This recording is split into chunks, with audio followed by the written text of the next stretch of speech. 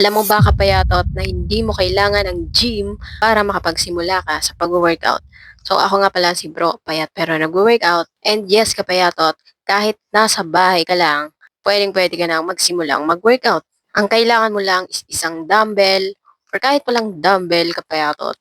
Kahit sa bodyweight workout, pwede mo nang simulan. Isang floor at isang desisyon kapayatot na simulan ang pag-workout mo or ang fitness journey mo. Dahil kapayatot, mas importante ang ginagawa mo araw-araw kaysa kung saan mo to gagawin. Kasi ang muscles natin ay wala namang pake kung saan ka nag-workout or kung anong machine na pagkamahal-mahal ang ginamit mo. Nakadepende at tumatakbo yan sa consistency mo, kapayatot. Kaya kung bahay ka muna ngayon, kapayatot, magbahay ka na muna para makapag-start ka na sa pag-workout.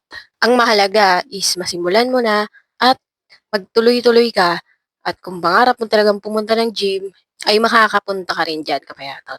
Dahil naniniwala ako, kapayatot, na ang lugar ay excuse or malaking excuses ng mga tao. Nasa execution mo, kapayatot, ang solusyon. So, yun lang, kapayatot. Let's grow together sa Payat Fitness Workout Group. Follow for more. Bye!